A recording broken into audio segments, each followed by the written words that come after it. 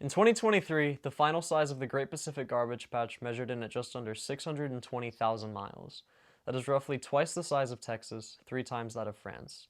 It almost looks like an island because the microplastics in the water make the ocean appear cloudy. This is not, however, the only place on Earth that we have made our personal trash can. On the top of Mount Everest sits yet another giant pile of garbage. While the precise amount is unknown, it is certainly in the tons. This is due to the fact that, on average, each person who ascends the mountain generates roughly 18 pounds of trash, and they toss it here and there as they ascend. While these are a couple examples of giant masses of concentrated garbage, microplastics have reached nearly every single pocket of our planet, even down to the Mariana Trench, the deepest known point in the ocean. Harvard Medicine defines microplastics as particles smaller than 5 millimeters in length that slew off plastic as it degrades. While they pose no known major threats, the World Health Organization underscored in a 2022 report that current technologies don't yet enable researchers to quantify population-level microplastics exposure or gauge what percentage of those particles stay on our bodies. According to Cornell University's Natalie Mahowald, 84% of microplastics in the western U.S. come from roads, 5% from agricultural dust, and 11% from oceans. Wind picks up microscopic plastic particles and throws them thousands of miles away from their source into the most pristine locations of our planet. Mahowald says we're definitely breathing them right now. This all begs the question, if this is how we treat our planet now, how will we treat other planets in the future?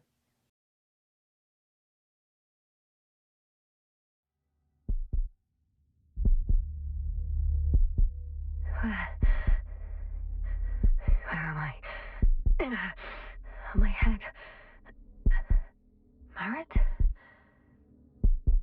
Anybody?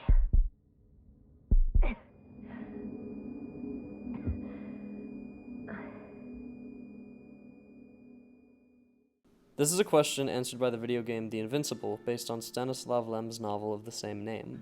The game puts you in control of Yasna, an astrobiologist who wakes up on an alien planet with amnesia as you search for your lost comrades and keep in communication with Novik, your captain, who has stayed on the spaceship due to an injury.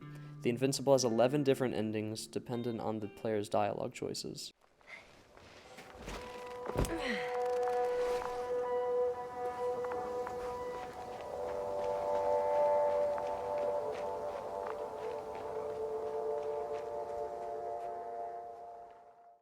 This game is commentary on the Cold War, colonization, and the Fermi paradox, but most importantly to this essay, how humans impact an alien planet.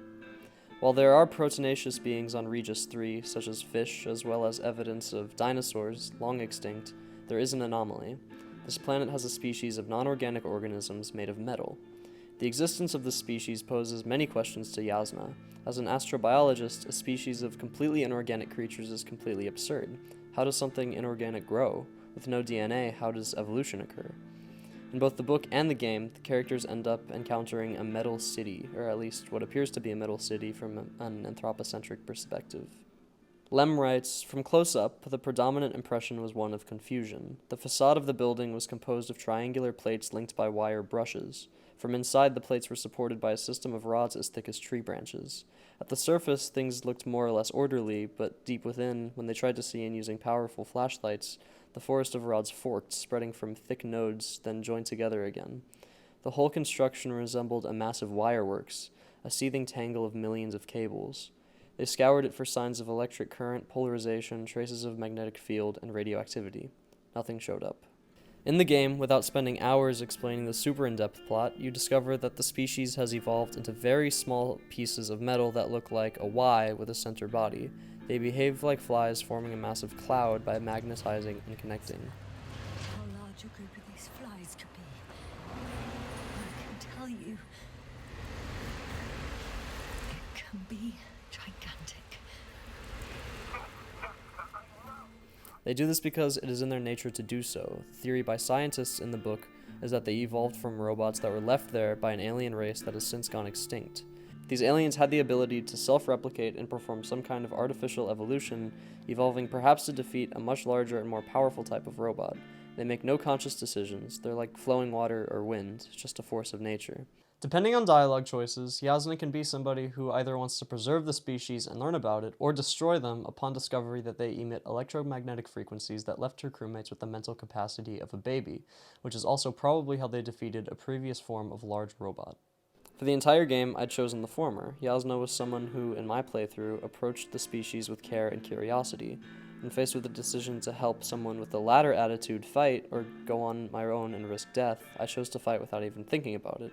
It's a video game, after all. It wasn't until after that I realized how this completely went against the way I played the game up to this point, and that's just what the developers wanted. The main theme of this game is that humanity's anthropocentric attitude isn't contiguous with comprehending an alien race. I mentioned the Fermi paradox earlier. For those who don't know, the Fermi paradox is the contradiction between the seemingly high likelihood for the emergence of extraterrestrial life and the lack of evidence for its existence.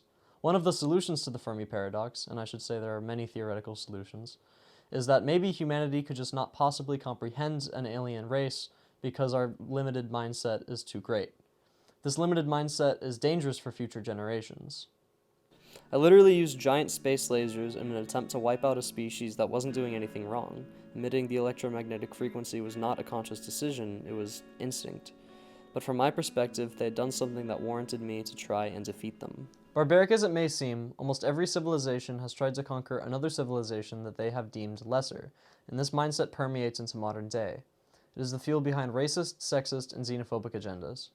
The way that we treat others carries into the way we treat our planet. We dominate with superior technology and reap our rewards. If we try to take this mindset to the stars, how far will we allow ourselves to go?